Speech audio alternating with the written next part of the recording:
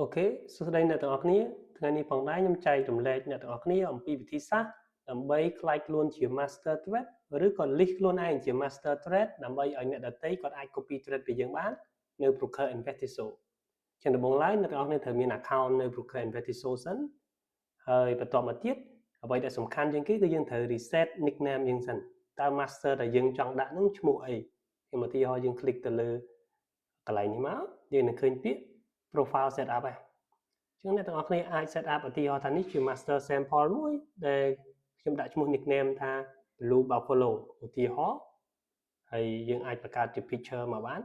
picture យើងចង់យើង select មកវាមាន picture ពីនៅក្នុងរបស់យើងនេះខ្ញុំចង់ដាក់ picture អីក៏បានដែរតែបើខ្ញុំមាន picture ស្រាប់ហើយខ្ញុំប្រើ picture នេះទៅម្ដងហើយយើងដាក់ user name យើងអញ្ចឹងមកយើងត្រូវតែសេពាក្យជាប់គ្នាអញ្ចឹងហើយចុច continue មក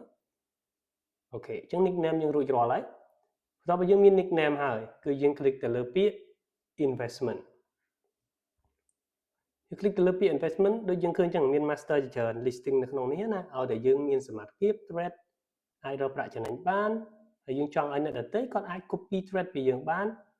តាមប្រទេសផ្សេងៗក៏គាត់អាច copy ពីយើងបានដែរមិនមែនតែសម្រាប់កម្ពុជាយើងមួយទេមានន័យថាគ្រប់ប្រទេសដែល broker Investiso access បានដូចបច្ចុប្បន្នខ្ទង់30-40ប្រទេសអញ្ចឹងគឺគេសិតតែអាច copy thread ពីយើងបាន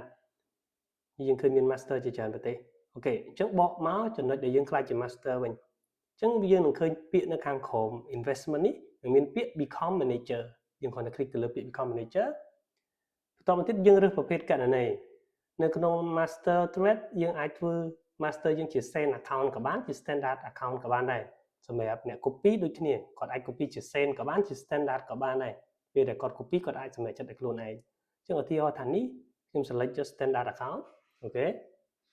ហើយ management tab ខ្ញុំ click យក copy threading ជាការពិតទៅនៅ Investiso ក៏មាន PAM ដែរប៉ុន្តែខ្ញុំអត់ recommend ទេជាទូទៅយើងប្រើ copy threading គឺស្រួលជាងធ្វើឲ្យអ្នក copy គាត់មានសេរីភាពនៅក្នុងការភ្ជាប់ការផ្ដាច់អីងាយស្រួលជាងការដែលគាត់ចង់ភ្ជាប់ថ្ងៃនេះចឹងទៅគាត់ចង់ withdraw វិញអីគឺស្រួលជាង PAM អញ្ចឹងដែលខ្ញុំតែងតែ recommend គឺ copy threading អូខេចុងបន្តទៀតយើងជ្រើសរើសយក leverage យក1លើ1000អញ្ចឹងមក commission កន្លែងនេះគឺយើងអាចជាទូទៅឧទាហរណ៍ថាយើងយក 30% ជាងយើង click យក 30% មកអូខេសម្រាប់ commission to partner នេះយើងដូចជាអត់ចាំបាច់អីទេគឺយើងដាក់ no ទៅមានកន្លែងនេះគឺមានន័យថាឧទាហរណ៍យើងចង់បើយើងមាន IB ឬក៏អីចឹងទៅយើងចង់ឲ្យ rebate profit sharing ទៅគាត់នៃចំណែក 30% នេះគឺយើងក៏ដាក់ទៅតែបើអត់ទេយើងប្រើ no ទៅដូចជាអត់ចាំបាច់ទេហើយឧទាហរណ៍ថា description យើងដាក់ក៏បានអត់ក៏បានដែរតែជាទូទៅយើងគួរតែដាក់ដែរព្រោះពេលតែគេ search គេអាចដឹងពីយើងដែរឧទាហរណ៍ថា I am a trader with price action example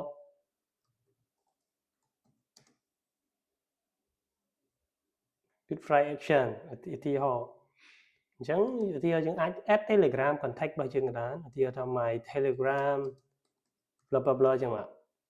អ្នកទាំងអស់គ្នាអាចដាក់មិនក៏បានដែរឬក៏លេខទូរស័ព្ទរបស់យើងក៏បានដែរជា master ឬក៏ link group របស់យើងក៏បានដែរនៅទីនេះគឺយើងអាចដាក់បានជា optional ទេខ្ញុំគ្រាន់តែ example អ្នកទាំងអស់គ្នាយើងអាចកែតាមក្រោយបានអូខេបន្តមកទៀតយើងគ្រាន់តែ click ទៅលើពាក្យ read term condition នេះមកថុចរួចរាល់យើង open account អូខេចឹងបន្ទាប់ពីអ្នកទាំងអស់គ្នា open account រួចវានឹងបង្កើត account ថ្មីឲ្យយើងមួយស្វ័យប្រវត្តិដែលជា account manager ឬក៏ជា master account មួយហ្នឹងដើម្បីយើង trade ទៅគឺស្មើនឹង listing ចូល system social trade ឲ្យស្វ័យប្រវត្តិបន្តមកទៀតយើងគ្រាន់តែ internal លុយចេញពីកណន័យ main account របស់យើងចូលមកកណន័យ account manager ហ្នឹងមកដើម្បីយើងអាច trade ដើម្បីឲ្យគេអាច copy យើងបានតែយើងអាច click ទៅលើពាក្យ deposit to account នេះឬក៏ចាំ internal transfer ក៏បានដែរឧទាហរណ៍យើងអាច internal transfer បានយើង back មក account យើងសិនអូខេអញ្ចឹងយើងត្រូវ internal លុយរបស់យើងទៅ manager account មួយនេះអញ្ចឹងយើងត្រូវចុចលើពាក្យឧទាហរណ៍ថាdeposit មកសិនយើងអូសមកក្រោមមកយើងនឹងឃើញមានពាក្យខាងក្រោមនេះគឺ internal transfer ខ្ញុំអាច internal ពី main account នេះមកសិនអញ្ចឹង main account ខ្ញុំឧទាហរណ៍ថានេះ $2000 អញ្ចឹងខ្ញុំ internal មក account manager របស់ខ្ញុំឧទាហរណ៍នេះ account manager អូខេខ្ញុំចង់ដាក់ធ្វើជា master $1000 ជា master អញ្ចឹងយើង transfer មកអូខេអញ្ចឹងយើងមានលុយនេះគឺសម្រាប់ជា master យើងបកមក manage account យើងវិញ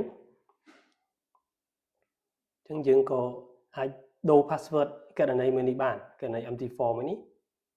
យើងចង់ដូរ password ដូរឈ្មោះ nickname ខាងលើនេះក៏បានដូរ trader password investor password បានហើយយើង save ទៅយើងយកមក login ទៅយើងអាចជួញដូរបានហើយយើងជួញដូរបានហើយអ្នកដែលគាត់ចង់ copy ក៏គាត់អាច copy បានដែរអញ្ចឹងយើងអាច check នៅក្នុង investment នេះមកអូខេនេះបើសិនជាយើង click ខ្លួនឯងគឺខ្លួនឯងជា master ឯនេះយើងប្រើ my personal asset មាន$1000យើងអត់ទាន់បាន trading ទេមូលហេតុហ្នឹងយើងអត់ទាន់ earn profit sharing ឬក៏ commission ទេតែពេលដែលយើង trade ទៅ history យើងនឹង load ឲ្យអ្នកដទៃគាត់អាចចូលស្វែងរកយើងបានអូខេអញ្ចឹងងាយៗអញ្ចឹងទេអត់មានអីពិបាកទេមកបកមក investment វិញទៅយើងអាច search ឈ្មោះយើងបានទីហោឈ្មោះមិញBlue Buffalo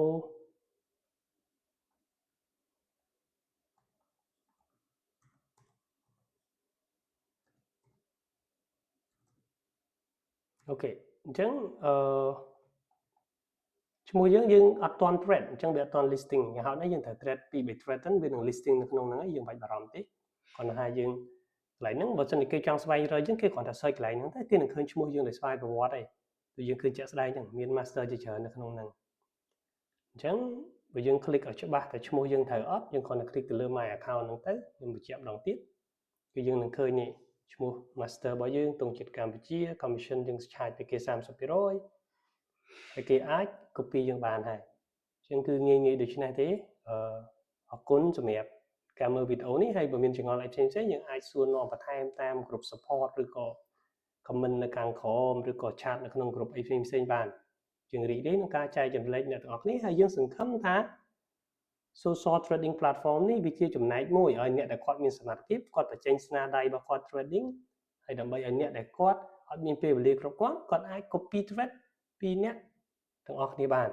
ហើយអ្នកទាំងអស់គ្នាធ្លាប់ឆ្លងកាត់បទពិសោធន៍ឬក៏មានបច្ចេកទេសជួញដូរដែលល្អផ្សេងៗអញ្ចឹងអរគុណច្រើនជួបគ្នានៅវីដេអូផ្សេងៗទៀត